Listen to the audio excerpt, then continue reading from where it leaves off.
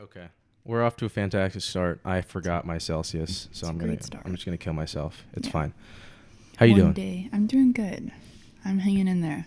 Hanging in there. Hanging in there is just the perfect way to describe life as a reason. Even though you're graduated, but you're not. Yes. Yeah. So why are you still taking classes? Because life got too busy with all the film classes. I'm not able to take 5 film classes and then 5 gen eds at the same time. I'm not superhuman. But you graduated. I graduated, which is great. I just have 3 classes to do. So I'm taking... But they let you... Wait, what? Yes, they let me graduate with the exception that I finish the classes. This is what everybody is doing. Like 80% of the film students here still have classes to take. Really? Some are being pushed back to the fall because they're busy over summer. I myself am busy over summer, but I want to get it done sooner rather than later. So I'm taking them all condensed classes over the summer. Wow. Yes. That makes a lot more sense. I didn't know that. You said 80% of the people aren't. Mm-hmm. Most film students, a lot of people I know. So, which is great because we're all kind of on the same page, and it's not just one person that's like, "Oh, I'm left behind." No, it's everyone. It's the same page for everyone. Gotcha. Yes. So yeah, it's just I think lack of planning probably with the course. I'm gonna be honest. Yeah, I think the second year Mm-hmm. of the course layout is not very optimized. I was doing fine until my second year, and a lot of people I was talking to, like, yeah, the second year, like where are my classes at? Where are my credits at? It's kind of a problem. Yeah, I think there needs to be better guidance. That's for sure. Better guidance, one thing. Professors, I don't know. We do need to change around. But it was fun. I had fun despite it all. What was the most fun thing? None of it. No. I would say coming in at 7 a.m. in the morning to the editing lab to work on my Avid projects. That was fun.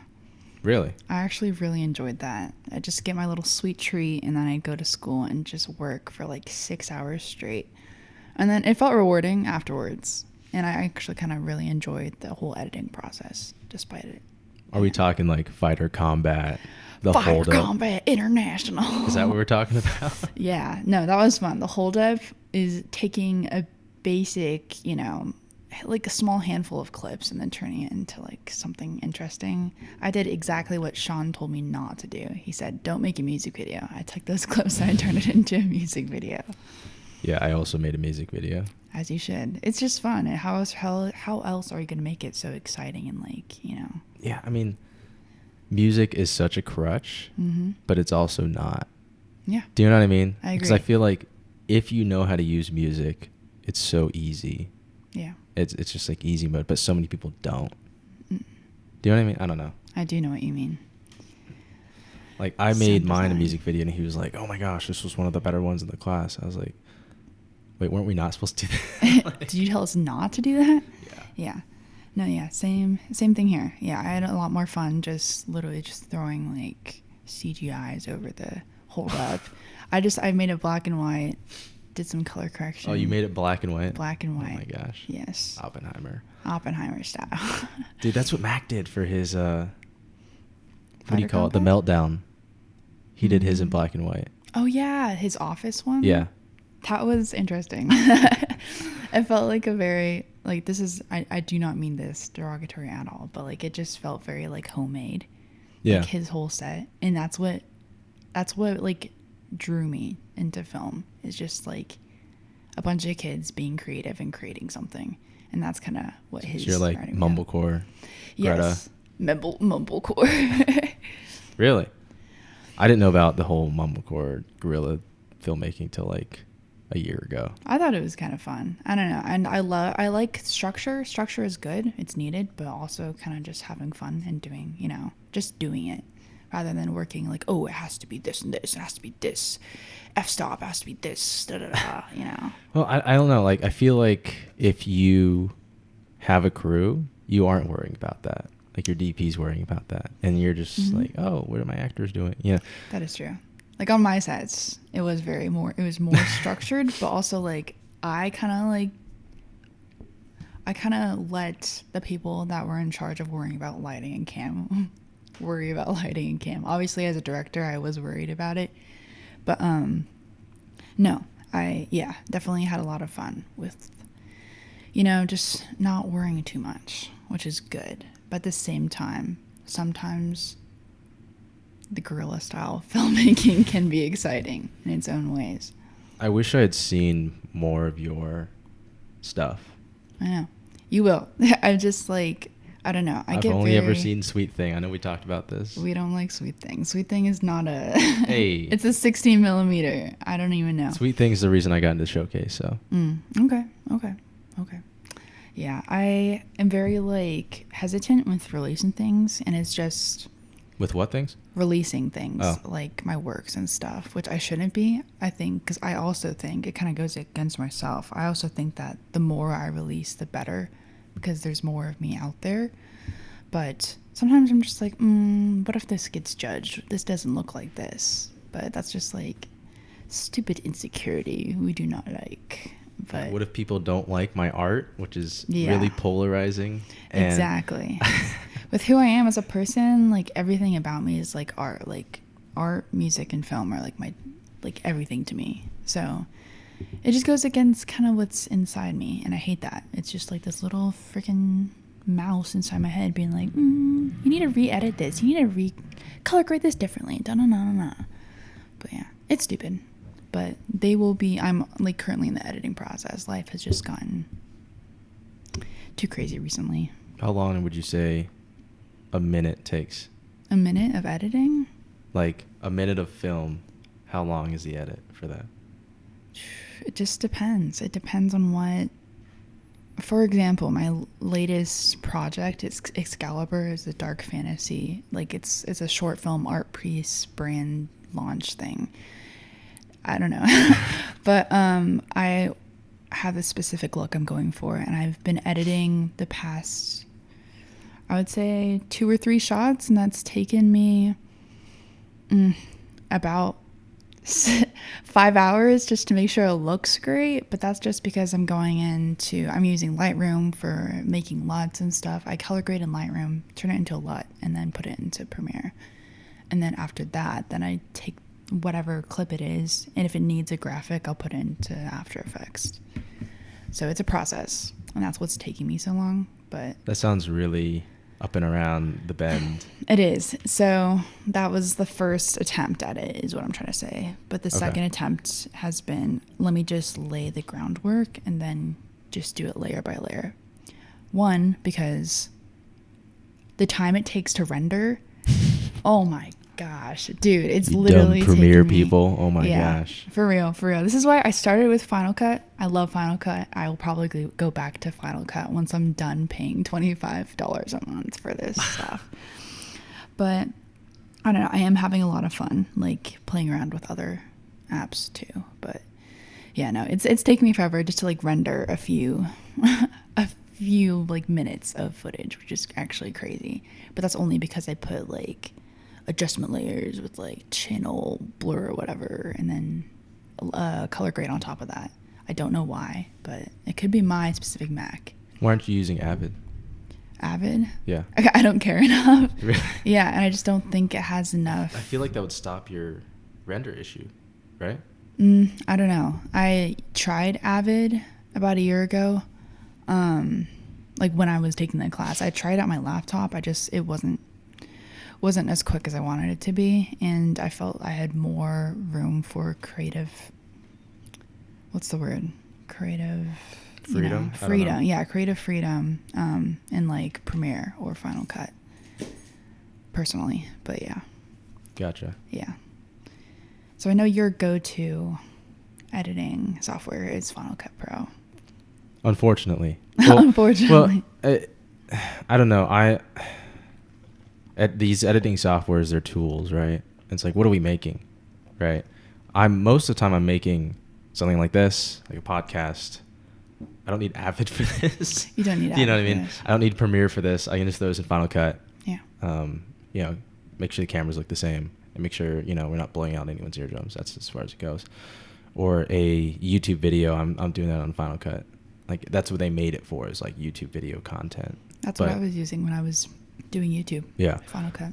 But for like my latest film, Murphy's Law, I wish I could have done it on Avid, just because of the nature of how everything was shot. Because I shot it like Murphy's Law, except for like the inner workings of how we did it. The end result was kind of industry standard of like, this is your close up, this is your take 2 of close up, this is your take 3, you know. All right, let's flip the room. This is your take. You know, it was a lot of that. And Final Cut does not lend itself for nonlinear editing at all. It's a very linear editing system. So where it's like if you have multiple of the same moment in time, it really starts getting hairy very quickly. And obviously Avid, that's what it's for. That was the biggest thing I noticed with Avid, is that Avid is tailor-made for that style of shooting. It's not that style standard of editing. Yeah. So like all these guys making short films, like working on Premiere and DaVinci and stuff. It's like, okay, well, you're not shooting like the correct way, right? They're doing like one take of the thing and then they're moving on, right? Yeah. There's not, you know, they're not getting coverage. And if you don't do that, DaVinci works amazingly. Final Cut works amazing. Premiere looks amazing. Honestly, Avid works really good with that too. But if you're shooting, you know, here's our wide and we're going to like adjust everything to the wide. Let's put the wide on the bottom layer and then put the medium shots on the second layer and then the close-ups on the third layer and then their other person's close-ups on the fourth layer. And now we have like our insert shots on the fifth layer. I mean, can you even do 5 layers in Premiere?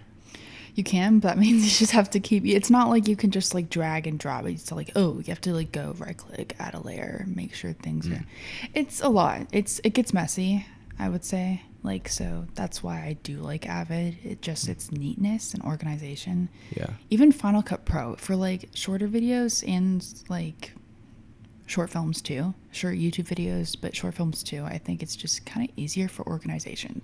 Like it's bins and stuff. Yeah, I will say the events, right? Yes. The event and then keyword folders and then what is it called?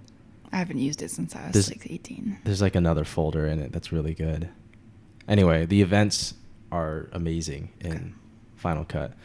That's the one reason I hate using Premiere. I almost never use it, is because the bin system in Premiere is unusable. It's just straight up unusable. It's like, where's my stuff? Yeah, no, I just put it all in one big project folder. The only thing call me messy, but that's literally just what I'll do. But then I'll have like, I'll label them and I will like reorganize things. So like, oh, all the music and graphics are at the top, but then the footage is at the bottom, and then it's already labeled for what I did in like doing the DIT work. Gotcha. So that's how I organize it. Dangerous. But it is very dangerous. Living life on the edge. But yeah. So would you say, do you cut everything and then you go through and you do all your sound and then you do all your color grading, or do you do it all at the same time slowly?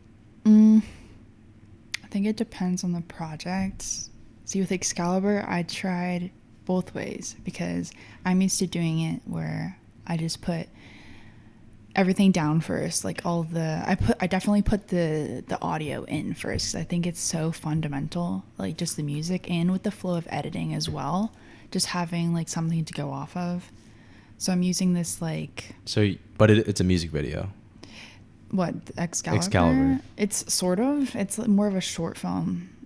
Okay. So initially I was going to do like a music video style and just focus on like the music and like the story, but now it's not, it's more so of an art piece rather than a music video. And I did find this, I found it on TikTok scrolling through dark fantasy, like 80s AI generated stuff, but it's this song called Hide CSO1 version, and it's like it's like mystical, and I love it so much, and it's just it's a beautiful piece, and I really want that to help emulate what I'm trying to, you know, I don't know how to describe this, but I want that to be kind of like the vibes. I hate to use that word, but like, okay, yeah, it just suits the project. So I definitely put music in first. So I wouldn't say it's necessarily a music video, but But yeah, no, so what I'll do is I'll put the music down kind of as a base, then I'll throw. I'm always so tempted to color. Like, that's like the first thing I want to do. I was like, let me color grade this. Especially if you shoot log. Exactly. And everything's just grayscale. Just like, please. Yeah, no, shooting on Black Magic, like I love shooting on Black Magic. Like, it's a video camera for a reason, but like it will like auto color grade stills and stuff, which I think is kind of interesting. I don't know why. Interesting. But it's great. It's great. I love, like, I'll open up stills. I'm like, oh my gosh, I don't need to do anything to this. This is already perfect. It might be because it's shooting JPEG. Probably. I don't know. If I shoot JPEG on this, it'll bake in the picture profile. If I shoot RAWs, then it, like, when you open it up in the camera, you'll see whatever the picture profile was. Yeah, no, but typically I'll shoot RAW. But when you move it to, you know, like raw photos, not raw video. Photos. Okay. Yeah. Interesting. It is interesting. But yeah. So I was like, why do my RAWs look so bad? It's like, well, I'm shooting with a picture profile. Exactly. And then it's not transferring with the RAWs. So everything's dark. Yeah. So I just accidentally was shooting in S-Log 3 picture profile for my stills. It's great. That is great. Yeah. But yeah, so there is no distinct way in which I edit, but start with music, then I'll just put everything down. Color grade, even though I love it so much. Like, if it's just, I don't know, I will want to do that as soon as possible, but sometimes that'll distract me from the actual, like, video itself and, like, making sure the cuts are fine. You also don't want to color grade something you're not going to put in the movie. Exactly. You know, that's a waste of time as well. This looks good, but is it fun? Is it? Yeah. Does it need to be in the movie? No. I will say that's a thing. I purposely don't color grade until the very end because I will want to use a shot that looks good. But when it's all log, you're just judging, like, does this help the story or whatever? Yeah. But it'll look good in BTS or something like that. That's what you post on the gram. Exactly. You post the still on the gram. Some stills from a short film. You get all the likes, and then you post your short film, the audio doesn't work. And then no one likes it. Yeah, I get you. Oh, I've seen your post for Murphy's Law. It's looking good. I saw you did some color grading and stuff already. Yeah. Well, it's been done. It's finished? Yeah. Everything? Yeah. Hell yeah. It's just unlisted on YouTube with the clickbait title with all the hashtags. It's been that way for like 2 weeks. With all the hashtags? Yeah. What are the hashtags? I don't know, like fucking short film, student film. Hashtag SEC student. Hashtag Sony FX3 LUT color grade S-Log 3. Hell yeah. Every Sony user. How to expose S-Log 3. I'm shooting in log right now, actually, on that camera. Because I have no idea what Cinetone would look like compared to iPhone footage. It's going to be interesting to see this. So, I don't know. It'll be interesting. I've never used like the actual camera for this. Oh, really? Yeah, I've just kept it on iPhones because the files are so tiny. Interesting. And when you got, I mean, I will say if I did not compress the video for one of my last ones, it was going to be 700 gigabytes. Damn. And then I threw an H.264 on it, and it was 72. So I was like, all right. All right. Take it or leave it. Yeah. You know, get what you Nice. take. Would you let somebody edit your film? No. Ever? No. You would never let that happen? Never. Really? Yes. I'd let someone... I think I'd definitely let someone do audio for my film. That's something I don't have that much like knowledge do the of. sound mix? Yes. Okay. So like an actual like actual sound design, Foley and stuff like that. I would love. I did take a sound design class. I loved it. I actually, for my final project, I used the trailer from God of War Ragnarok, my favorite video game. I love God of War. I could go on a tangent about that. But I did that. I had a lot of fun, but I'm not that well versed with all of like the actual levels and stuff like that. Like, you have a whole setup. I would not know where to start, really. And I want to, and I have some audio equipment, but I honestly don't know where to start with just like sound design. And so much of sound design just comes from paying attention. That's literally it. That's like 90% of it is paying attention. Paying attention. To like the really dumb stuff. Okay. So like there was this one clip in Murphy's Law that took me forever to fix, and I didn't know what was wrong with it. And then I looked at it, I was like, oh, like this car, like the traffic was at a different frequency than the traffic in this clip. And it's like, The that's so dumb. decibels. No, like the frequency, not the decibel, the Okay. frequency. So I had to do a high pass on it and lower the frequency of like the white noise in the back that Oh, for was real? traffic Oh my to like a gosh. different frequency to make sure they blended together, because it was two different takes from like like 5 minutes apart. So there were different cars making different Okay. noises. Yeah. And so it's That's like, interesting. bro, who would ever, like, who cares? Do you know what I mean? It's like you have to care about this stupid stuff I've found with audio, where it's like, oh, I have to listen to like the hum of the refrigerator through the whole scene to do a pass for that. Mm-hmm. It's like, I don't want to do that, dude. Mhm. Like, you know, No. it's not just, oh, like, let's make sure their audio isn't peaking. It's like, bro, what is the, like, let's analyze the refrigerator hum in this scene from Yeah. Hereditary. Like, that's how dumb it gets. Yeah, that does make sense for like continuity is a big one, but then also, I don't know, continuity is all I can think of for some reason. But just making sure everything is good and nothing kind of screws over the rest. I've seen a lot of short films that have been presented that pay zero attention to audio. Like one clip, you can hear the refrigerator humming. It's like a party scene. Okay, you can hear the refrigerator. The next one is just not. So because someone maybe said, "Oh, we can hear the refrigerator. Let's turn it off." But it was on in the other clips, and it's just, I think, the lack of awareness and lack of care. So, like you said, pay attention to the dumb stuff. Well, it's like they wouldn't even know to pay attention to it. They That's wouldn't. the issue. They're like, "Oh, this doesn't really matter Like- that much." Like, most people would know that, like, you shouldn't have your phone on vibrate on the same surface as the microphone. Exactly.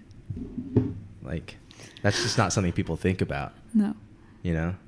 I don't know, like, there's, like, my water bottle's on the floor, Mm-hmm. and I only do that because I blew up my eardrums, like, when I put my water bottle down in one of these recordings. Oh, really? Yeah. Interesting. Because it's just like, like, on the table. Dang. And, like, I drink from a very specific water bottle when I podcast because of how it opens, and it doesn't squeak or anything stupid like that. I don't know. It's really dumb. Audio's stupid. And it's all, like, its own thing, too. Yeah. It's so subjective, but it's also universal. And I feel like visual, unless you're colorblind, is just straight up universal. It's not subjective. It is pretty universal. It's like, is this red? Yes. Okay, cool. You know, there's not, is Is this it? loud? Like, well, you know, someone who went to like 40 rock concerts might not think it's very loud. You know what I mean? Oh, yeah. And that's why you have the decibel meter or whatever. But Yeah. I actually had that issue with Murphy's Law.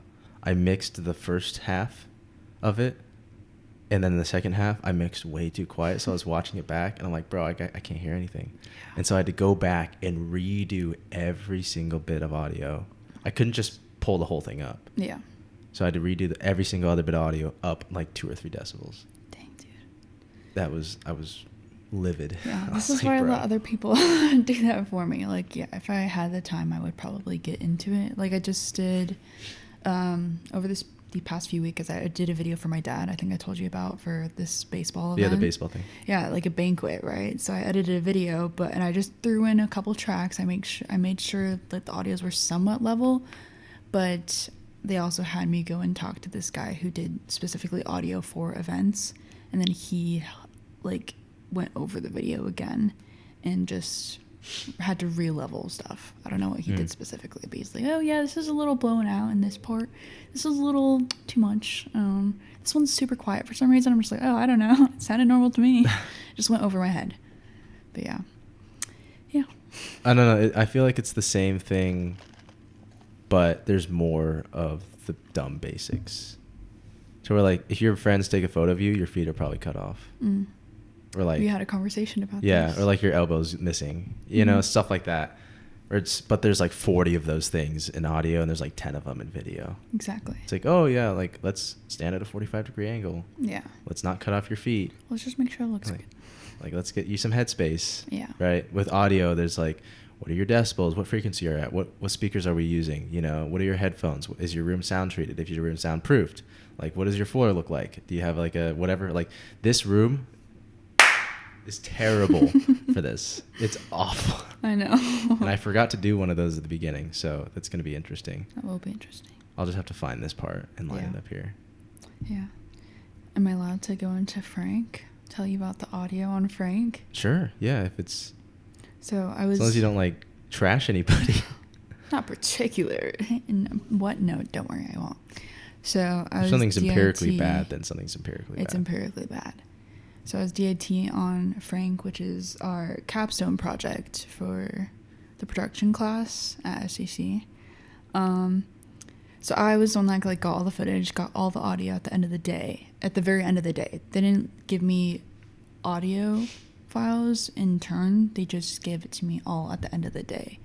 So we finished. So the DIT thing process was like 3-hour transfers. Exactly. Yeah. No. Well, it was pretty quick when we had the SSDs, like the SanDisk ones. Oh, nice. But then we switched over to an actual hard drive, and oh my god, I was literally there. So we were wrap time was 10 o'clock at night. We would start at like 2 o'clock. Wrap time was like 10 o'clock, which is fine. That's like 8 hours. But no, I would be there because I was the last one on campus. I would be there until midnight, and with I don't know if you want me to say his name or not, but yeah, he would be there also, and we would just be waiting for the rest of the files to be dumped on the hard drive. Just staring at the Finder window. Exactly, just staring there, like awkwardly looking at each other, like it's taking a minute, just because they couldn't be asked to afford another or buy another. They had the money for it. The budget for the project was $20,000, but who knows where that all went, to be fair. They spent $20,000 $20,000. We're shooting on campus, and like they're paying their actors, so they're about 6 actors, I think, and then a couple extras. I think it was $150 for a day, or $150, $200. So still for 4 weeks, and it's 2 weekends. So it's the 2 days over the weekend. So it's 4 weekends. Like 8 days. Yeah, it's only 8 days. That adds up though. It's like $10,000 for your actors. Yeah, but then... Where's the other $10,000 go? Exactly. Food was mostly snacks and like big boxes of street tacos and whatnot. So I wouldn't say it's incredibly expensive. I got like the same amount of food for my shoot Excalibur, and I had like 8 people, and we had plenty left over. So I don't know. It's questionable. But anyways, back to audio. Let's circle back. So yeah, I was reviewing all of the audio, and there was, what I'm trying to say is like no one paid attention to that. He would just do it like the audio guy. I'm not going to name him. He was great. It's not his fault. It's just the equipment. We were using, I think, some lavs, right? Mm-hmm. But then we had like one overhead boom. Yeah. So I don't know. It wasn't the best. And then for some, we didn't use the lavs at all, but we just used the boom pole for conversation pieces. Mm-hmm. So I don't know. It was just, I wish there was more thorough planning. And if we didn't spend 2 months worrying about script and dialogue and should a black character speak like a white man or in what, like I don't even know. So it was just nonsense, I think, for about 2 months. There was no actual focus on the technical aspects of it at all, which I think audio has such a great role in like make or breaking a project. Oh, so yeah. if your audio is shit, then like I'm not gonna bother to watch your thing, you know? Yeah, I mean, I think about these old, like these, I'm talking like 2012, 2014 YouTube 2014 videos. is now old, everybody. Well, for YouTube, that's pretty Yes. old. YouTube started, what, like 07? Yeah. Yeah. I'm thinking about the leafy era on these like shitty webcams. Yes. But they had these nice microphones. And the audio is so crisp. But like they would all talk like right here, and they'd all just start roasting each other. But yeah, like the microphones were good enough, so they could have like this awful webcam for their video, but people would listen to them Oh my because they had a gosh. good microphone. Yeah. You know. Yeah. So yeah, that just goes to show. I mean, the advent of Corpse Husband. I mean, like Among Us is boring to watch. Yeah. But like the But- audio was like why people watched it. Exactly. Which is interesting. Yeah. That deep ass voice. Mm. I wonder what happened to him. I haven't Is he heard dead of now? him. I don't know. Probably. Probably. I don't even know. Yeah, I just watched one video. Like, I couldn't even watch the whole thing because I was just like, I don't know how this makes me feel right now. I was like, why is his voice so deep?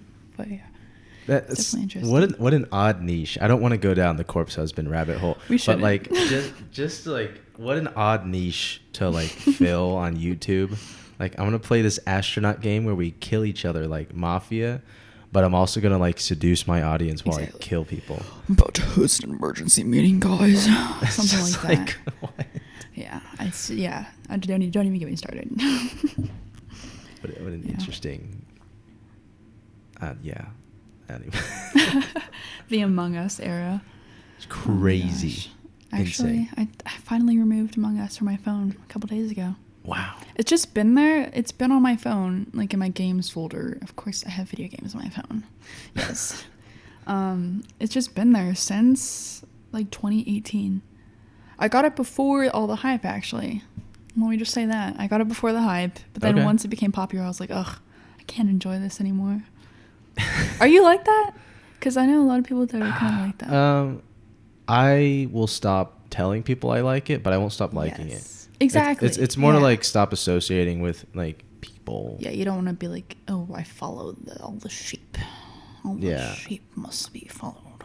I don't know. Like I'm trying to think of something in movies that was like that, where it's I don't Blade know. Runner. Yeah, I guess like Blade Runner. Like I like the first movie Yes. a lot. The second one I think is a better movie, but I don't like it as much. Yeah. Right. But all these stupid "I am literally him" people with the Ryan Gosling thing. I'm just a boy. It's like if you like Blade Runner, that means you're like a Sigma or like You are Sigma. or I don't even know. It's like sympathy porn basically. Yeah. You know what I yeah. mean? I don't. It's like can I just like the shot where he's walking into like the sandstorm? I Like, just think it looks pretty. like is it that bad? Like can I just Yeah. be amazed at the special effects that they did? Yeah, it's hard to enjoy. I think a great example would be music. Remember, we were talking on our drive we had a trip to Payson. On our drive, we were talking about Pine Grove, Yeah. the bands. So I love them. I just like, when I found them, I was like, oh my gosh, I found this little treasure, Mhm. Like I love them. I don't stop loving them despite all the hype. And Need To was just like a song, like kind of like, I wasn't obsessed with it, but like it was something I held close to my heart. I'm like, this is a vibe. And then it got popular on TikTok. I'm like, oh my gosh, oh dear. Like That's this how I little- feel like Love You Should Have Come Home. Like, Yes. that I felt like had a resurgence recently. And I was like, oh, Ah. that sucks. Yeah, it just feels a little less special, but it doesn't mean it's not special. It's just like, oh. I feel that way about music videos. Like I'll give a song a meeting and then the music video will come out and I'll watch it. And I was like, that's not what the song's about. Mhm. You know what I mean? That's not what I thought was going on in my brain. Yeah. It's like, that's not the story, bro. Like, Yeah. why is there like this other chick? Like, what's going on? Yeah. You know, Exactly. I don't watch music videos for that purpose. Yeah. Specifically. But that's interesting. When did you find Pine Grove? Oh my gosh.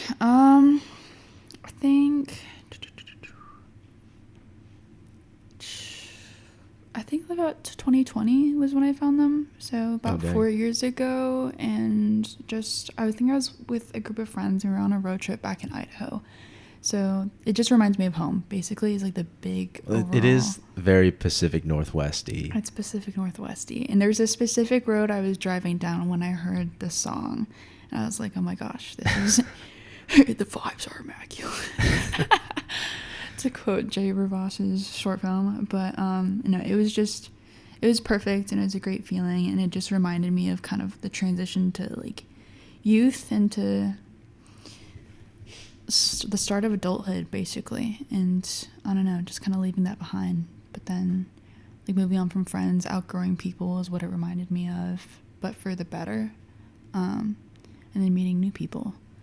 There's literally a song called Old Friends and stuff like that. So, and Habitat, which is a song about, I don't know what it is. Also by Pine Grove? Also by Pine Grove. So Old Friends, Habitat. Habitat is, there's a lyric. It's just like, what is it? I'd have to look it up. It's like Fake fan. No, I'm kidding. you don't know my habitat. Something about outgrowing, like something that doesn't fit you anymore, basically. And I resonated a lot with that after high school, and kind of just outgrowing certain people for the better. Yeah. Yeah. I think it's so interesting. I would say Pine Grove Need To is an example of this, where you've hit it. It's like the primary source document for that specific vibe or sound.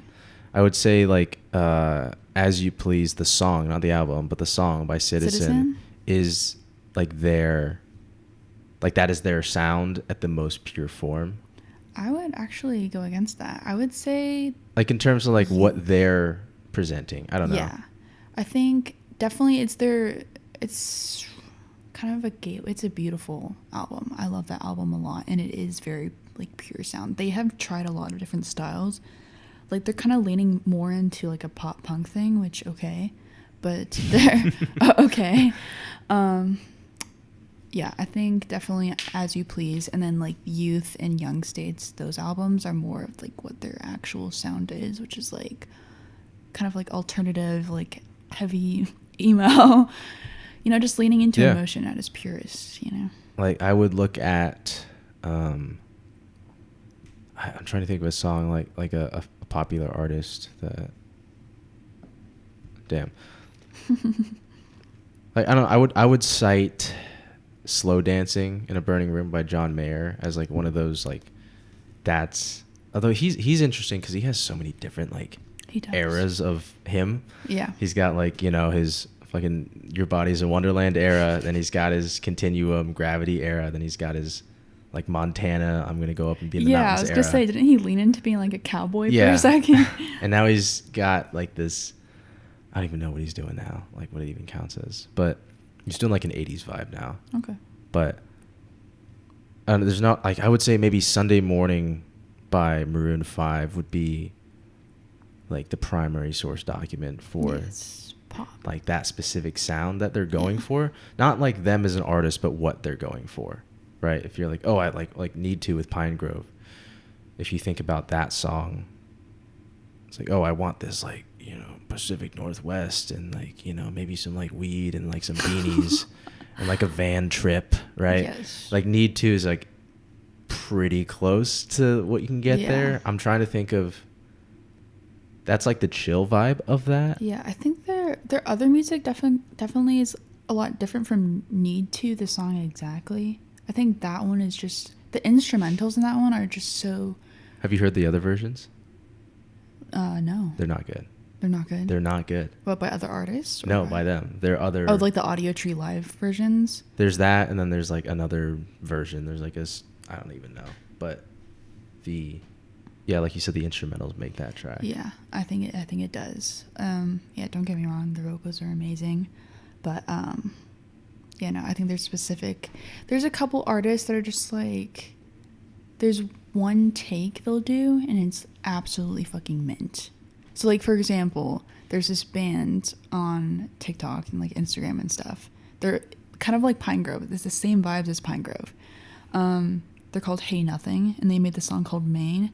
And then they were, like, harmonizing and, like, playing guitar, like this acoustic guitar, and then harmonizing.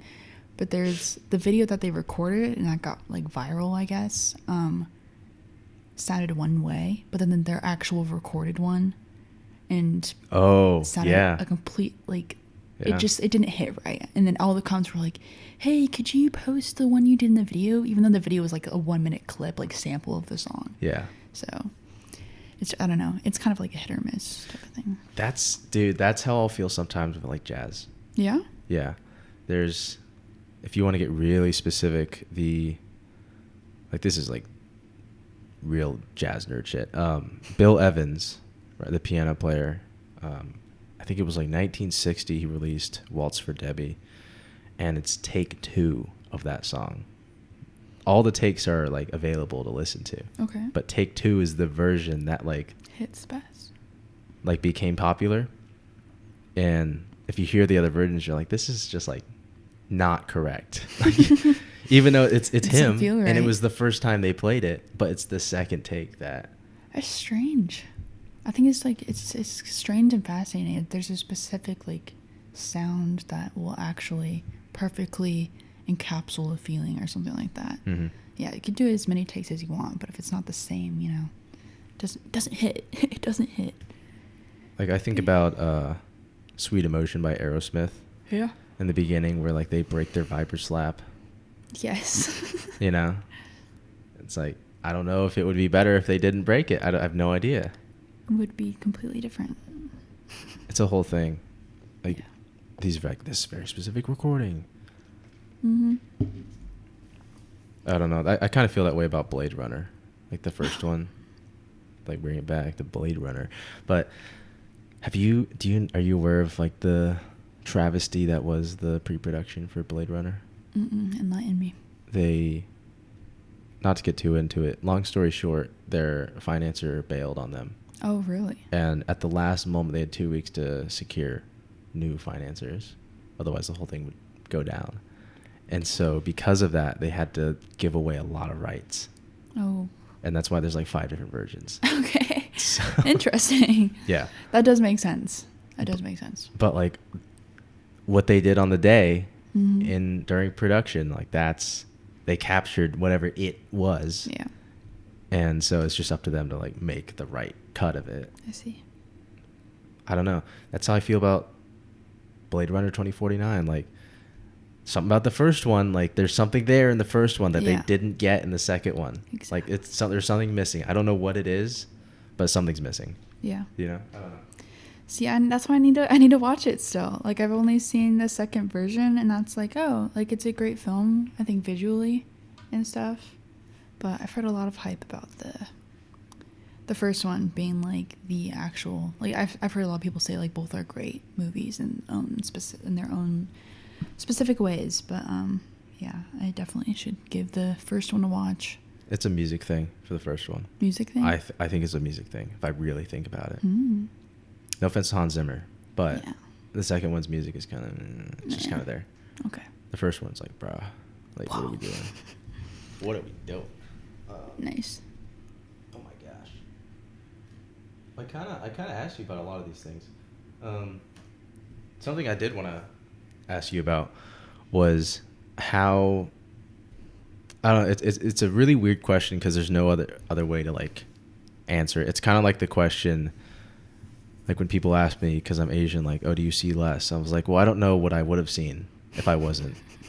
I have no frame of reference for that, right? I'm like, do you see the world like in widescreen with the black bars at the top? Oh my I'm god, like, the black bars. it's like, I've never seen full screen, so I couldn't tell Oh you the my answer. God. Regardless, how would you say that being a woman in the film industry has like affected your creative process? It's a good question. It hasn't really. It hasn't affected my creative process, I would say, except for the fact that,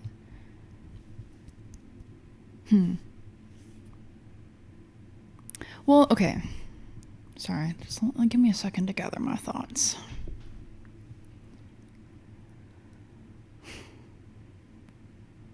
Okay, so it hasn't really affected my creative process. I think me, like, as a person, and there's me as a person, and there's me as a creative, like an artist, I would say. So Okay. me as a person, me as an artist. As an artist, I'm very independent. I have like a specific style of things that I go for.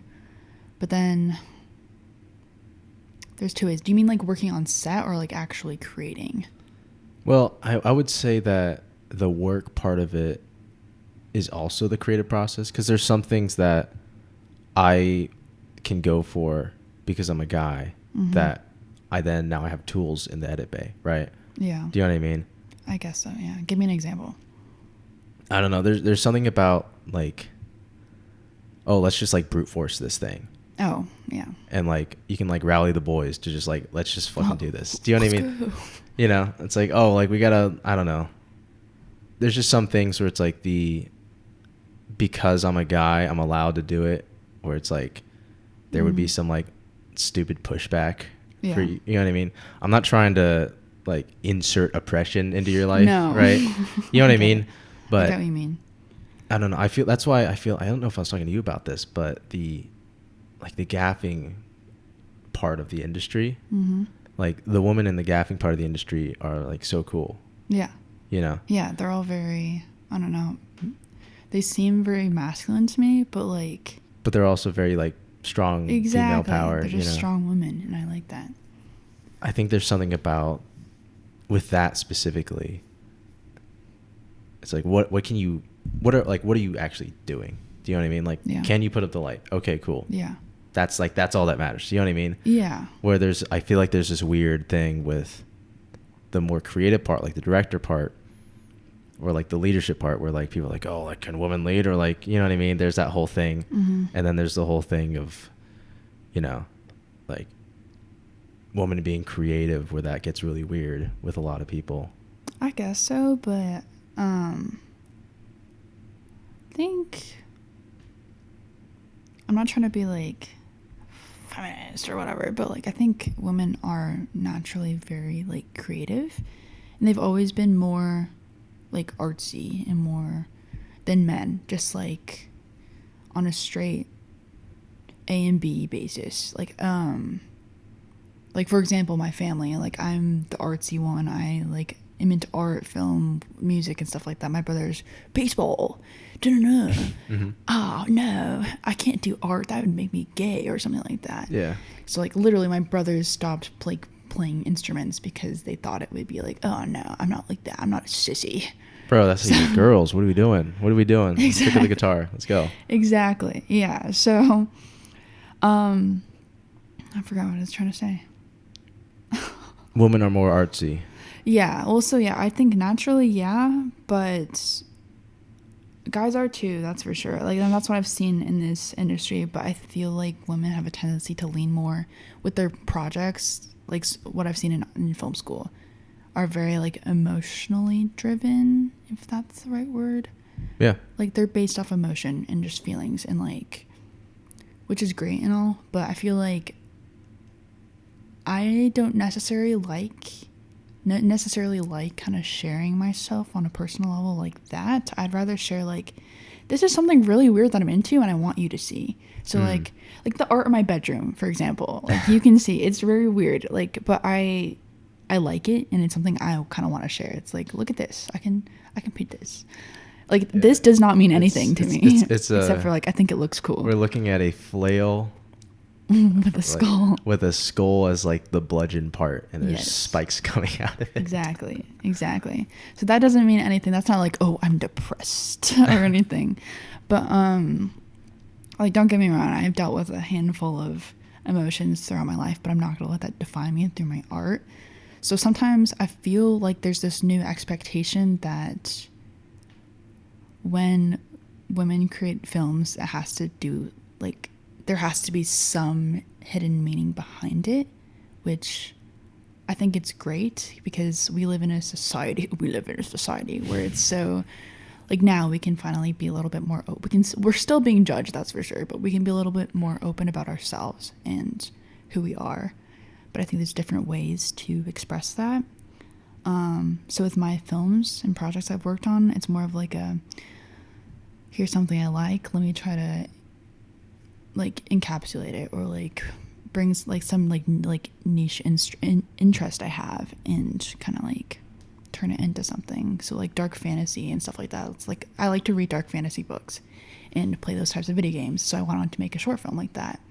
And then yes, Excalibur, like that was a film kind of about love as well. So like I kind of like, oh, it's kind of, it wasn't my initial thought like, oh, let me make a film about love and like relationships.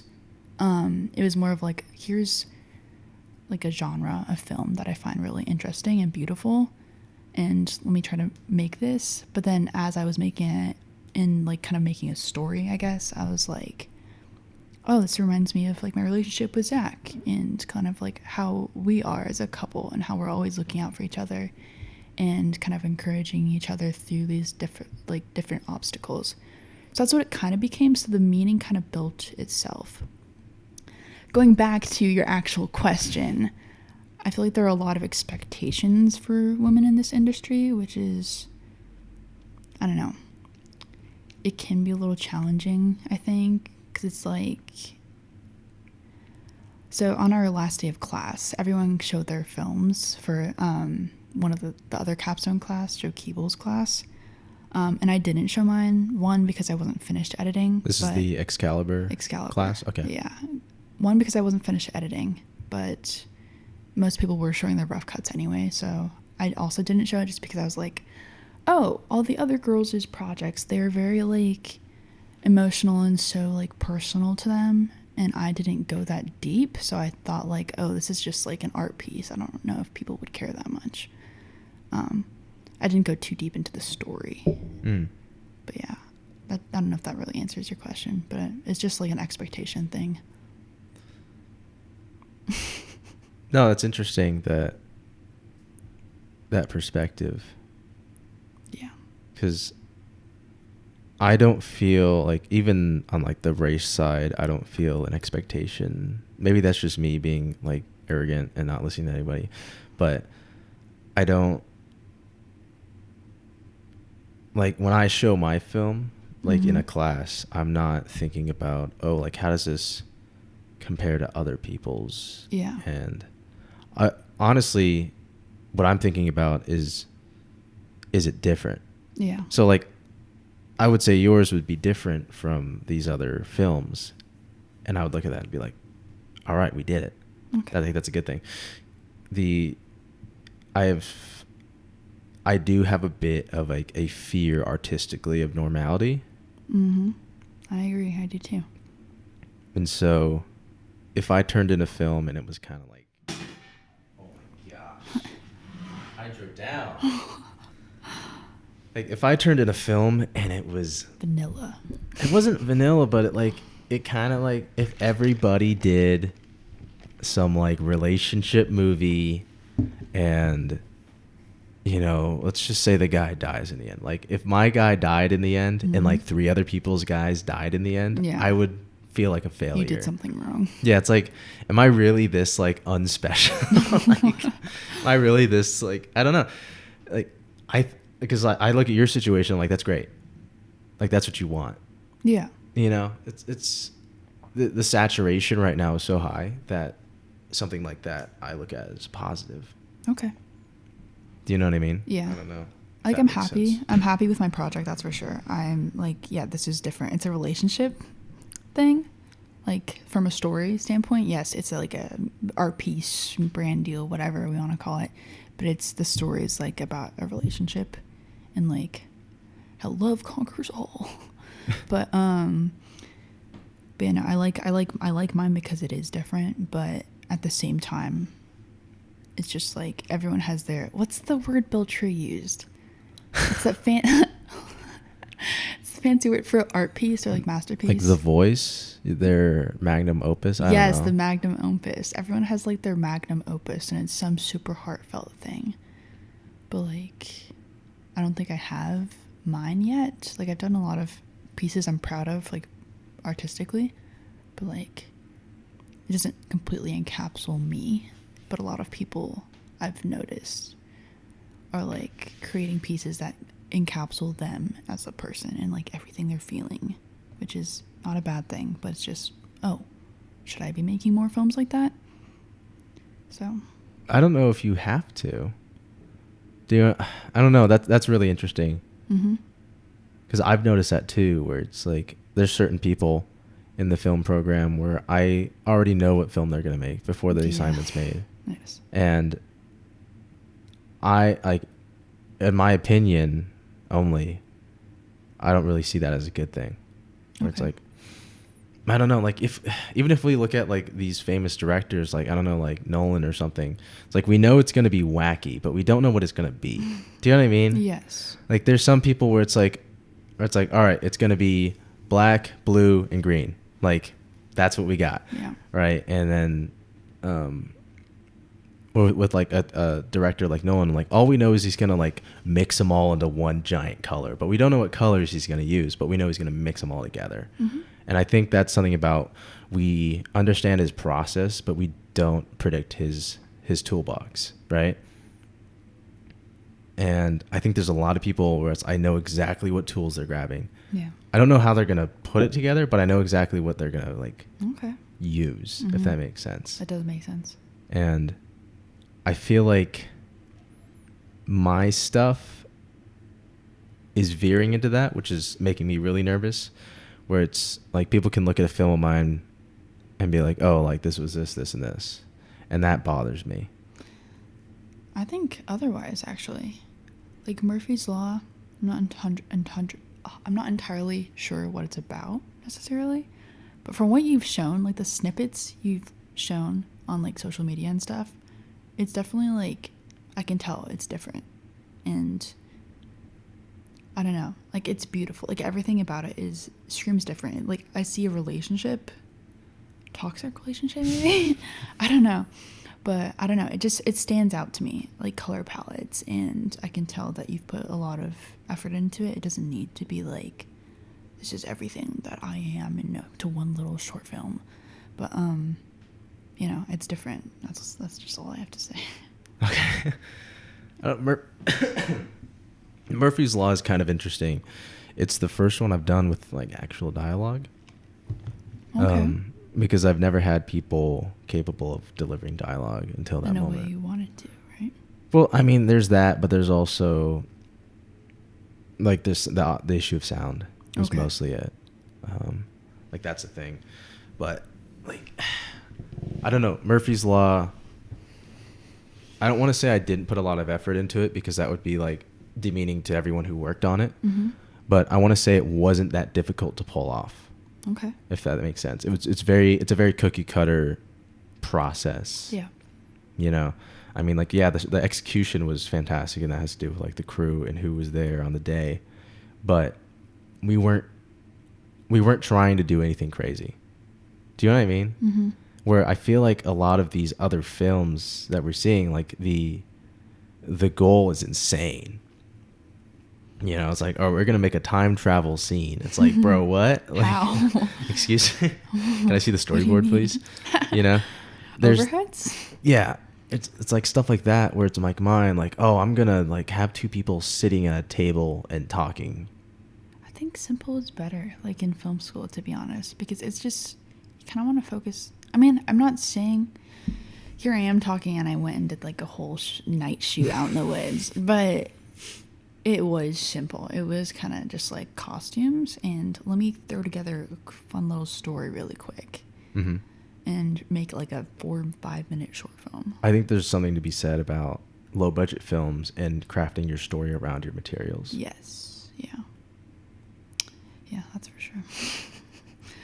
But no, I know what you mean. Sometimes I say simple is better just in film school because I think you can really hone into your craft specifically. I think everyone has their own path to follow with that. So if you are into lighting, maybe really focus on lighting. Just I think sometimes keeping it simple can benefit you in a lot of ways. Mm-hmm. So you can execute something that's actually really good. Well, it's like, what's the point? Do you know what I mean? Yeah. That's something I see with a lot of like my peers. It's like, okay, like I saw this film, it looked great, Mm-hmm. I enjoyed it. What's the point? Like, why did I just watch that? You know? Mm-hmm. And a lot of times they can't answer that question, Yeah. and that's what bothers me. It's like, okay, there's like this is a lot of work, a lot of effort, Yeah. Money. time, and a lot of like great execution. Yeah. But for what? Like, Mhm. what is the point of this? Like something with Murphy's Law, like the through line of it is like you kind of picked up on it. It is a toxic relationship, Mm-hmm. but it's putting a spotlight on kind of an unsaid thing in our generation right now, which is the perpetually breaking up couple. Okay. Like the couple that it's called Murphy's Law. Like anything that will happen or can happen will happen, right? Okay. So like, spoiler, they break up and then they get back together, right? Mm-hmm. And then it's kind of inferred that this isn't the first time this has happened, Yeah. right?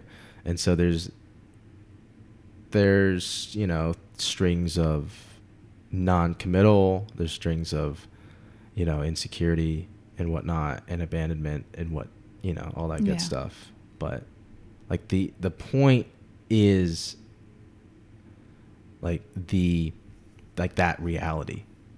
It's like a bare. It's like it's really hard to like describe what I'm talking about, but I get what you mean though. like this is the reality, and this is boom, there it is. Yeah. Like this is like a naked version of that. Exactly. That reality that like sucks.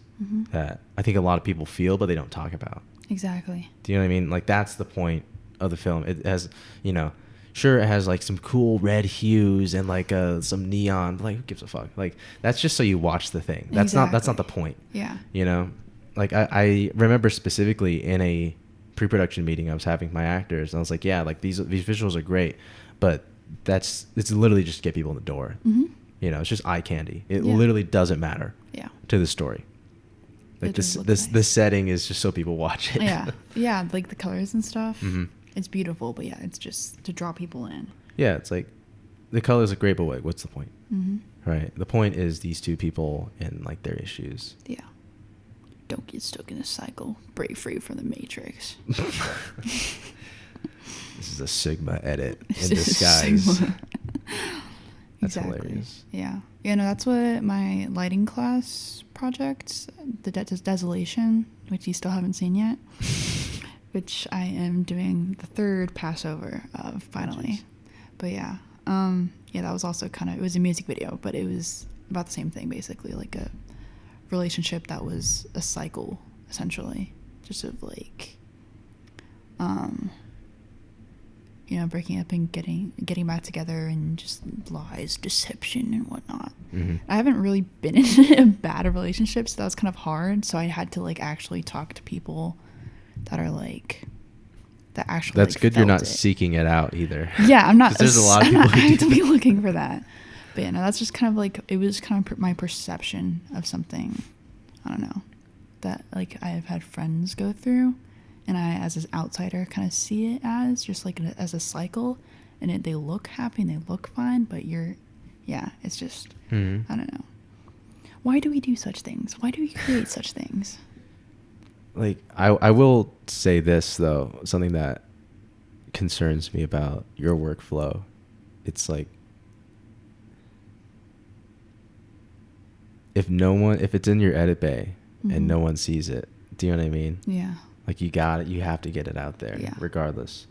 Like there's like my short film Breathe with the gun, the little girl. There's so many things I would like fix on that, and but if I could fix it for forever. Yeah. I just have to like freaking upload. That's what art is. That's like, with all the art I do too, there's like constantly things I want to fix, or there's projects I'll put on hold, but I'm trying to go against that. Because I did used to have a YouTube channel that I was uploading regularly, and that was the music talks and stuff like that. And that one was literally just like, okay, here's like a commentary video I made. I'm gonna throw this into Final Cut, make it look kind of cool, upload it like within the span of like a week. So like every week I was posting a new video, and then it became like every 2-3 days. But then I just stopped because I graduated high school, and then I lost that account because I stupidly associated the account with like my school email address. Classic. So I lost that, and Classic. I lost. Yeah, I know, it was horrible. And I lost the footage, but then I still have like subscribers that follow me on Instagram and be like, hey, what happened to your videos? Like, I was trying to see if you still upload. I was like, oh yeah. Then I have to go like, the account got deleted. But yeah, so I'm trying to get back into that mindset, but I feel like, I don't know, I'm doing like 50 things at once right now, all just trying to create, but not focusing on finishing a project. So yeah, you just gotta prioritize and execute. Exactly. Yeah. So I'm definitely trying to get better at that, and like that's my main goal within this next month. Now that I have a little bit more time, still working like crazy. I'm still taking online classes, but now I have more time to work on my art. Like this painting, I started back in January. Bro. And I'm just now, like literally last night. It's almost June. It's almost June. Last night I sat down and I'm like, okay, we're getting this done. So I added a lot of new things to that painting.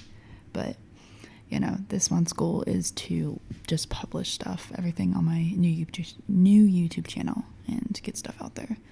because I'm having people, I'm having family be like, oh, we saw you graduated your film school. Where are your projects at? I'm like, let me explain you. Yeah, I mean, I will talk about this till I die. It's like I will see the BTS, I will see the, I don't even know, Instagram stories. the Instagram stories. I'll see the mentions. I'll see the crew photo. I'll see, hey, look at this camera we used. Yeah. And then I will never see the footage. Yeah. I will never get a link. That's like, what are we just like all like in a circle jerk right now? Like, Exactly. oh my gosh, we're so creative, but like, where's the product? Like, what are Yeah. we making? I think like, so now I've lit a fire under my ass because I partnered with like this gothic jewelry brand for the night one. For the night one, but I also did like an actual studio shoot, so like of models wearing the jewelry and stuff. Oh shoot. So now there's that I have footage of, and there's also like other people's projects that I'm editing as well, that I have been editing. So those I've kind of prioritized because those are for other people, not just like, I'm saying this, I'm like, this is kind of sad. I need to focus on, not being afraid to put my stuff out there, even if it's kind of ass. Because I focus so much on like making sure other people's projects look good, so then I get a mention on there in their credits, or I can use it in my reel. So I have a finished reel. Well, not really. It's a never ending reel. I have a finished reel as of all of my work up until January. But Hell yeah. I've been working on so many new projects since then, so I have to add that stuff in. But yeah, it's kind of just like never ending. I don't know. I feel like the workload gets bigger, but my finished projects are still not up there. But yeah.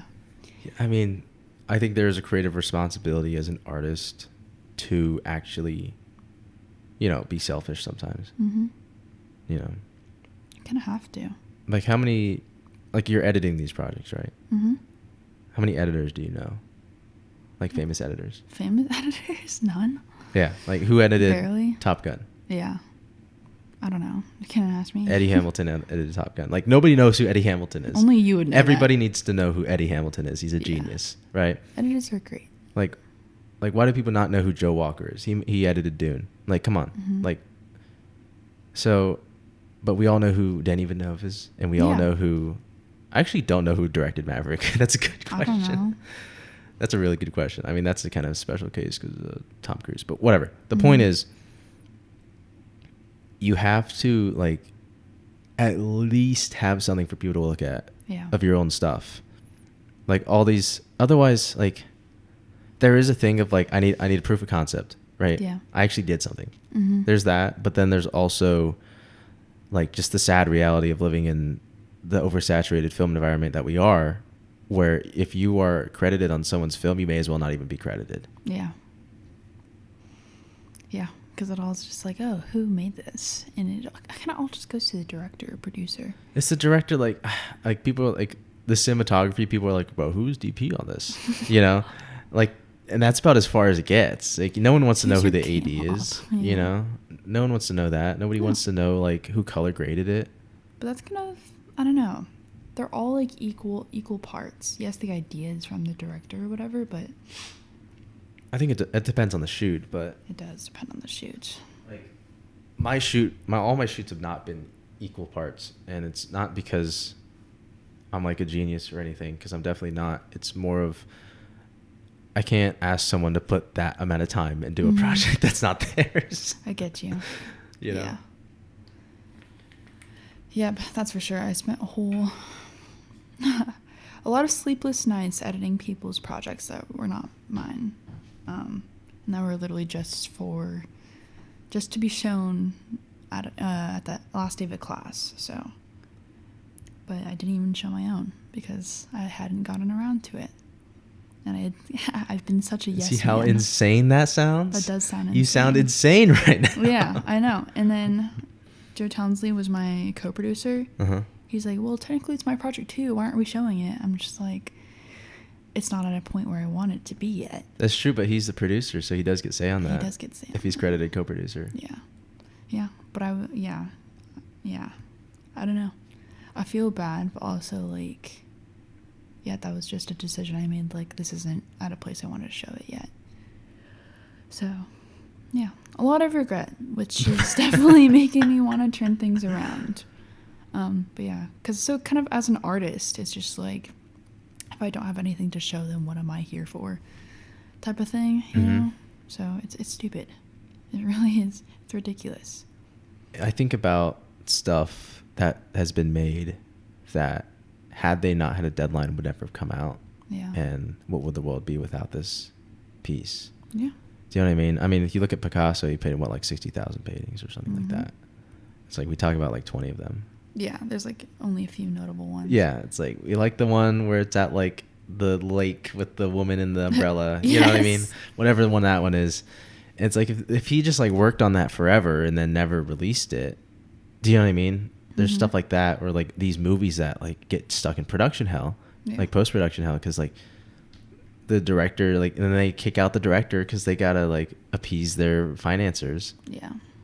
And then so it's kind of a, I hate to quote fucking Batman, but like the, like, you know, you, what is it, like, you die the hero, live to see yourself, live long enough to become the villain. It's like you either like release the fucking thing, or you get kicked out and someone else releases your product. Exactly. Especially if it's a commission. Yeah. And they're getting paid for it. Yeah. People will snatch that up really quick. I was just watching. I don't want to get into it. I was watching Meat Canyon, the guy that does Meat Canyon videos. Yeah. I forgot his name, but the YouTuber. Isn't it just Papa Meat is his personal one. Oh, okay. Papa Meat. I forgot he made a second channel. Yeah. I think it was him that did a video on JoJo Siwa. Okay. And you know how she has the song Karma? I know that she has the song Karma. I don't know anything else. Okay. I know that it exists. So she admits that she's an artist, right? She admits that she doesn't write her own songs. But it was some lady, I forgot her name, it was like Blake or something. Something like that. But she had released this song, or she kept it private for a long time. Okay. But she released this song just like on a smaller YouTube account, but she didn't like play it live in front of people. She had an opportunity to play it live in front of people, live and taped as well. But she chose a different song to do. But the song Karma, JoJo Siwa took and essentially made her own, changed one lyric, and then published it, and then it became this whole thing. But yeah, so she just snatched that's insane. Up. Yeah, she snatched it up. Yeah, and kind of made it her own. And then I think people are hyping up the original one just to go against JoJo Siwa. just be like, oh fuck it, this is better. She does have better vocal range, the original artist. But yeah, that's just kind of an example. I think that's what I'm like taking. I'm just like, well, if I don't, start, putting my art out there, like all forms of it, then it's never gonna go anywhere, or someone else is gonna take it and make something better, And then when I do come around to like publishing or posting or printing art, like printing designs and stuff, then like there might be something else out there that's like, oh, this is kind of like a copy of what this other artist made. I don't know if that makes sense, but no, I understand. I got in this argument. I wouldn't say an argument. It was a friendly debate. Calling it an argument was too harsh. It was definitely a debate with Minkler and Corbin Christie. Oh, I bet that was a discussion. About whether or not like it's art if like nobody sees it. Like the whole like, oh, if a tree falls in an empty forest, does it make a sound? Does it make a sound? Or not a sound worth listening to. Yeah. But it does make a sound. Like they were talking about the place called like City, where like you're not allowed to take pictures, and it's just like this city that like is supposed to never be seen. Like that's the point. It's kind of mysterious. It's mysterious, but like it's only cool because we're talking about it. Yeah. But the whole point was for no one to ever know about it. Yeah, it was meant to be a secret. Do you know what I mean? So, like, I am so far like people. Like that debate, like it's like people disagree with me on this, or it's like I would never hang a canvas in like a dark room. Yeah. Do you know what I mean? Like I'm not gonna make art just for art's sake. Because you want to share it with other people. You want other people to kind of resonate or like seek something. Yeah, like if other people don't see it, then it's just like, at that point, it's just vanity. It's Yeah. like, oh, I just did this because it's fun. Yeah. We're like, okay, like, awesome. Good for you. Yeah, like that's as far as it gets. Yeah. You gotta, I would never make a video or a movie that I wouldn't promote. Yeah. That's why I'm shit posting so much on Instagram about Murphy's Law, mostly because I have these other people that are attached to it, and Exactly. there's an obligation for them. Yeah. Like if it was just for me, like I fall into the trap of like, oh, it's just my art. Like who cares? Yeah. It's like I'll just upload it silently to YouTube. Yeah. Maybe it'll get views, right? I just made it to make it, and made it to make it, Mm-hmm. and I have to get really careful about. I actually have to promote this stuff, because otherwise, like, who cares? Yep. Yeah, that's what I've learned, and that's why I've taken inspiration from your shit posting. I'm just kidding. It's not shit posting. But Oh, your it definitely promotion. is shit posting. It is in the best way. Shit posting. You see what Is just an Jalen posted easier on her way. story? I did not. She reposted one of the pictures of her from the BTS Uh-huh. on like the third reel of it. Yeah. And in the caption she said, "Are you guys tired of this yet?" Never. But yeah. Oh, my back's killing me. It's okay. Readjusting. But yeah. I get you. Shit posting is good. Sometimes. Well, yeah, it's like it's the only way to do it. Yeah. Like, the saturation is crazy. It's like, are you going to work on like 10 incredible works that like are the best things the world's ever seen and hope Mhm. they hit? Or are you gonna make like 1,000 Yeah. and like maybe 12 of them will hit? Yeah. It's just not a gamble I'm willing to take. There's not enough time. So real. There isn't though. There's not There enough isn't. time. Life's too short. It's like, bro, I'm already 21. I know You could it's- literally die on your way back home after this. I could get hit by a semi on 87. This is true. Don't manifest it. but yeah, it's true. It's just facts. It's only okay if I back this up to the drive, and then It's fine. Then it's fine. Yeah. Yeah. Yeah. Breaking the cardinal rule. It's only on one hard drive on the way home. What if the car catches on Evil. fire? Exactly. I've gotten into the habit. Like I was always like, I know, there's like this law in film school. It's like it has to be on 2 hard drives at least. Uh-huh. 3 is better. If it's 2, then it's shame on you. Mm-hmm. 3 or 4. But I'm like, oh my gosh, that's kind of crazy. But now for sure it's just like, okay, what if I actually get into a car crash? Then that information is gone, Yep. like on the 1 hard drive. Mm-hmm. Someone else could have it, but I don't know. Yeah. And there's like reliability. Like, how reliable does this other person with another hard drive? Mhm. So then you end up buying like 5 hard drives. Then some people, I think the outsider would be like, for what? But then the actual like Mhm. maker will be like, good on you. The maker, God. The maker, yes. Yeah, that's the thing. There's so many things I think in the film world, specifically, like mostly I guess video creation, where it seems useless It does. until you need it. Yeah. It's like insurance seems dumb, but then you get in a Until car you wreck need it. and Yeah. you're like, bro, I'm glad I haven't. You know what I mean? Yeah. I don't know. There's an ignorance to not understanding that. I think that's why so many people's films are bad. Yeah. Because there's so many things that really do seem pointless. Yeah. For example, Daniel Stallings' class. Uh-huh. Remember, like the block classes. She was like, "Okay, get more lights than you need," and we're just like, "That's stupid. Why would we get more lights than we need?" Which I get. Mm-hmm.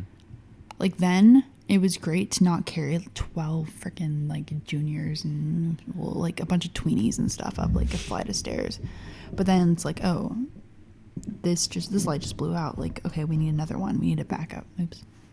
We need a backup. But yeah, so it's better to be safe than sorry, and that's something I've learned through film school. That's like, Is that like the very biggest important. takeaway? It's one of the biggest takeaways, I would say.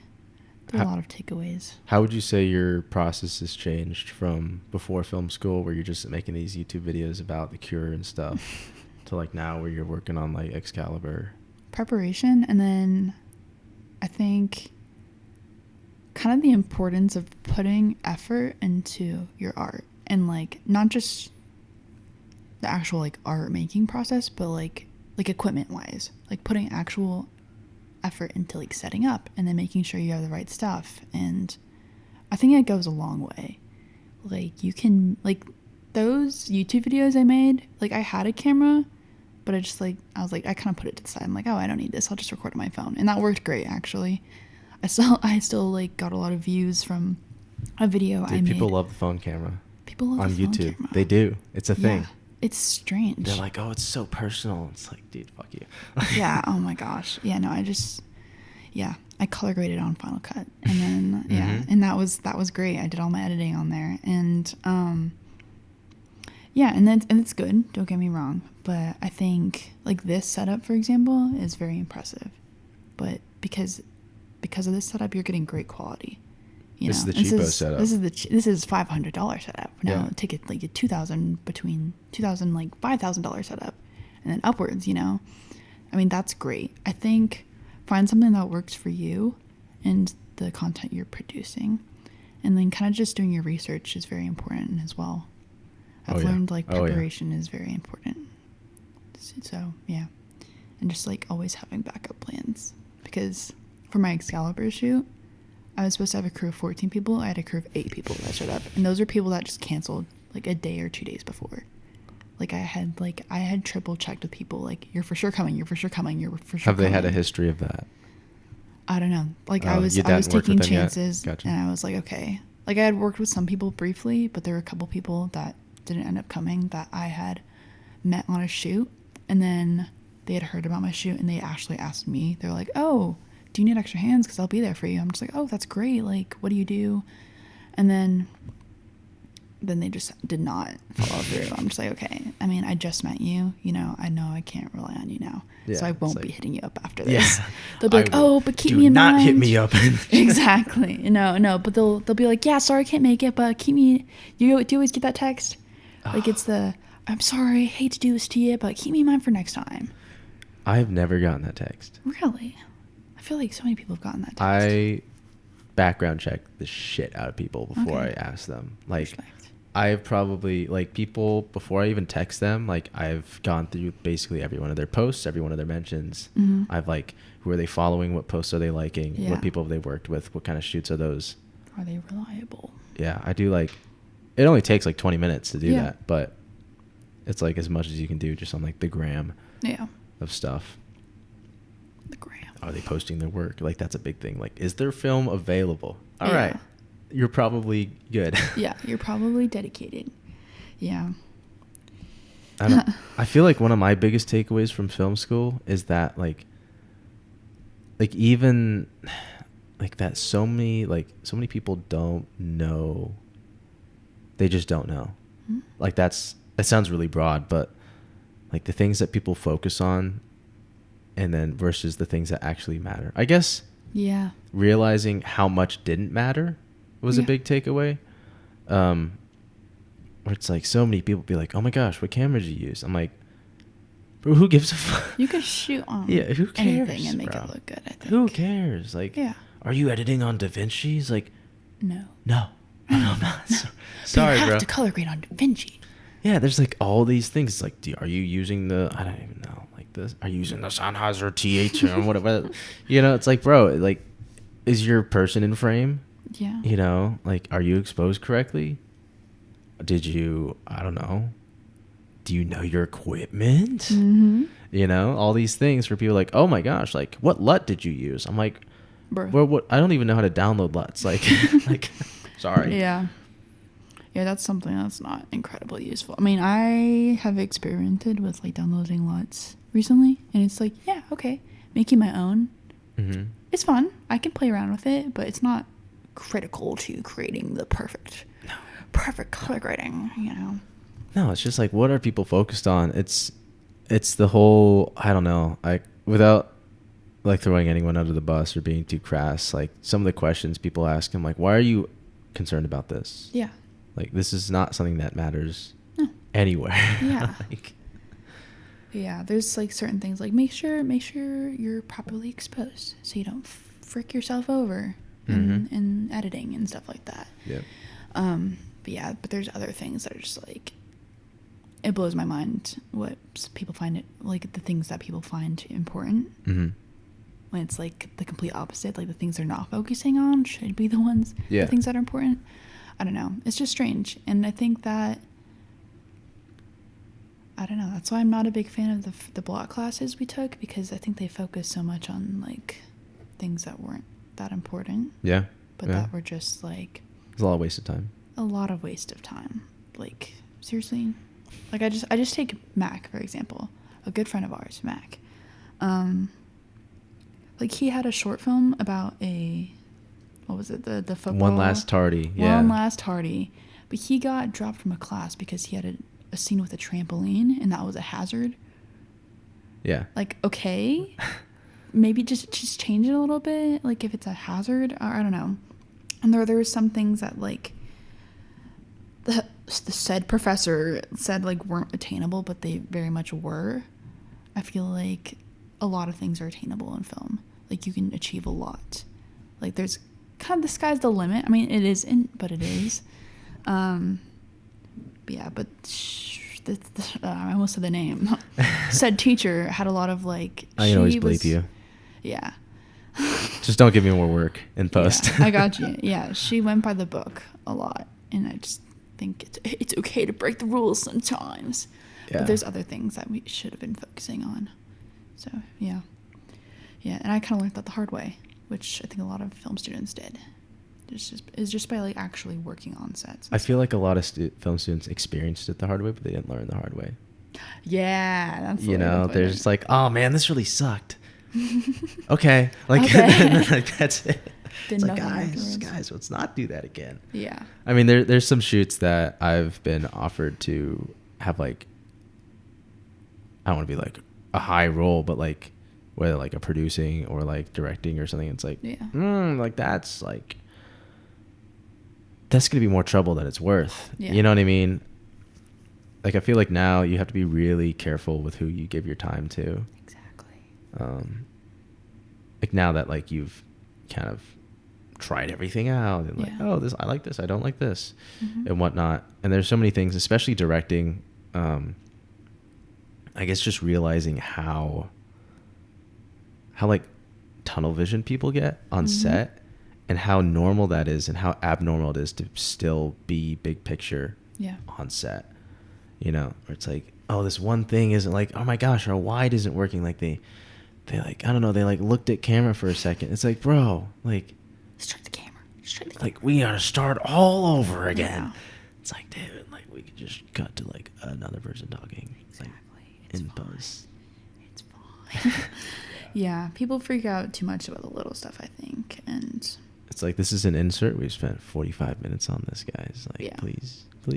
yeah, just move on. We haven't even gotten to them kissing yet. Like, let's No. go. Let's go. Let's go. Oh my goodness. Yeah, there's a lot. I'm grateful for it all, though. At the end of the day, I hate to say it, but I am. Took a lot of learning. I've also found out that having a good crew can make or break your production. Well, yeah, they're the people. That's people. They're the magic makers. Come on. Exactly. Right. Without the crew, you're not, you know, they're the ones making the thing. I mean, that, I don't know any other way to put it, you know. Yeah. If your tools suck, then your thing's going to suck. Yeah, the whole thing's gonna suck. Yeah. You could be a great director, but have a shitty crew. Yeah. And produce something shitty. I don't know. You can have a shitty director and have a great crew and produce something shitty. Exactly. That's the worst part, man. Exactly. One dude can mess up your whole shit. Yes. It's wild. Yeah. Yeah. People that Absolutely aren't insane. open to, like, opinions either. Mm-hmm. I've noticed. There is something to creative integrity, Yeah. right? There is something to that, but there's also, like, just being an asshole. Yeah. You know, and walking that line. Mm-hmm. I don't know. Like, I think one of the reasons Murphy's Law has worked was because, like, the creative vision was maintained throughout the Mhm. whole thing. We didn't lose it. Like, we didn't lose the thread. Do you know what I mean? Yeah. Do you feel like you've lost the thread on any of your projects now that you're in post? You're like, oh, this isn't exactly what I wanted, but, like, this works. No. No. No, I can probably say that I haven't, just because I've had, like, whenever I make projects, I have a set vision, And yes, that might change slightly, but not like the entire vision is different. But no, yeah, with Excalibur, that one was like, okay, this is what I want to create, and this is what I am looking for, and my crew definitely helped me. Mm-hmm. They helped me make that and, execute that perfectly, actually. So it was actually better than I anticipated, but I definitely kept I'm like, listen, this is what I'm going for, this is what it's gonna look like. And there were opinions, and I took those, and I tried certain things that were like suggested to me, and it either did or didn't benefit my project. But yeah, I can probably proudly say, except for Sweet Thing, that one was like, I don't know what I'm doing with this. Hey, Yeah. it's not bad, okay? It's not bad. Okay. There's a lot of things about it that really work. Okay. I think it had more to do with the production process in general than it did like you as a creator. Yeah. Working on film. Yeah. Yeah, I never used a film camera before like that. So I was like, oh my gosh, what are we doing? Yeah. Yeah. It's such a problem. I mean, No I don't know. play black? What are you talking about? No playback. Well, I hope we got it. I hope we got it. Yeah. Oh my gosh. And then realizing there was just C standing in one of the shots after, I was like, oh, oops. Crop in, baby. Yes. That's what you got. Punch in all the way. I forget, there was one more thing I was going to say, and I totally forgot what it was. It was something about film school. I don't know, maybe I'll remember it, but Probably. like something about film school, I don't feel like I really learned anything in film school, but I got a lot of opportunity in film school, right? Yeah, that's the same with me. I learned a lot about like equipment names and stuff, and the uses of like a beaver board, or like what does this filter do, or something like that, or like the lenses and stuff. But still, I wasn't really learning. It was more of just like, which I think is fine because it's film. It's not like law, Yeah. We're actually experiencing stuff and working on shoots, which is probably going to be a little more rewarding. I mean, I think it's 50-50, with like actual like book information versus going out and experimenting and making connections and networking and stuff like that. Because networking is important, and also just like making stuff is incredibly important. Yeah. To use a filmmaker, so I think that you and I had a leg up because we were making YouTube videos before we walked in in those doors. A lot of people were just like, "Oh yeah, I've never done film before. I just want to try it." Yeah, like there's that. Like there's some. I mean, there's something to be said about like not knowing that you want to do something till later, and that's fine. It's like I didn't know I wanted to do film till like my senior year of high school. I just didn't know that I knew I wanted to do it because I didn't get here till I was like my sophomore year of college. Mm-hmm. But with film, like the greatest achievement of the film world was like making it this sacred religious thing. It is. Like, oh my gosh, like people say lights, camera, action in the common vernacular. Mm-hmm. Like, what an achievement of an industry. Do you know what I mean? Like, no one looks at like IT and they're like, oh my gosh, I'm breaking into the mainframe. Like, that's as like close as it gets. Yeah. But people don't realize how crazy IT work is and how important it is. Yeah. But in the film industry, they've somehow like done this thing where like, oh my gosh, like I get to sit in the director's chair. What? I'm part of the crew. I have a crew hat. Like there's this thing that I think like it doesn't take that long. As soon as you really start making your own stuff, you're like, oh, this is just for them. That's not for us. This is for the public. This isn't. This is so we get money. Yes. This isn't for the actual product. Yeah, the actual art. Because like I'm sure when you were making your commentary videos, you film it, you script it, you throw it in the Final Cut, and then you export it, and you're like, oh, that's it? Like, what? Exactly. And that literally took, if I was grinding, maybe like 3 days. Yeah. Yeah. And it's like, oh, like, that's it. Like, there's this grandiose idea of film that I think film school needs to do a better job of beating it out of people. Mm-hmm. But I understand that you make less money if you do that as a school. Yeah. It's the reason a lot of people, it's like the freshman thing, It's like so many people join college for reasons that make zero sense. Mm-hmm. Fraternities, parties, Whatever. you know, all these things, and then they drop out after their freshman year. Mm-hmm. College makes a ton of money, and then can then finance, you know, our doctors and our nurses and our surgeons, you know, and our, you know, whatever, accountants, Yeah. financial advisors. But I feel like it's a weird problem. I don't know if we can fix it. I don't know if we can. Because like that's the point though, is for it to be like, whoa, film. Whoa, it's a grandiose thing. Whoa, this is a Bolex? What? That's what Steven Spielberg used. It's like, oh my god. it's like, yeah, like, how are you gonna expose? It's Like, kind of cultish, actually. it is. It's incredibly cultish. It is. It's a problem. It is. It's a problem. It's a problem. It's like I will not work with those people. No. Like, legit. It's like, dude, I don't have time to indulge in your fantasy. I'm trying to like shoot a film right now. Exactly. Now, like extras or whatever, like your friends you bring on board, that's fine. Like they're not. They are the target audience. They are, because they get to see the work. You know, they're like, this oh, is whoa, impressive. whoa. You know your stuff. Like you have a matte box in your camera. That's really expensive, huh? You know. But that was $1,000. You know, all this stuff. But it's like if you're in the program, like, what are we doing? What are we doing? Like, why are we so excited about this? What is Like, this for? I don't want to be the guy who's like, you shouldn't be excited about making film. No. But like, It can be exciting, but at the end of the day, you're recording. You're literally just recording. Yeah. Sorry.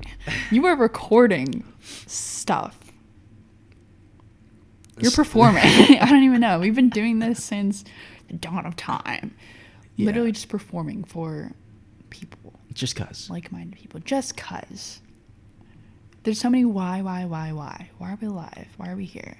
Just cause. This is what I've learned through my anthropology class I'm taking right now, too.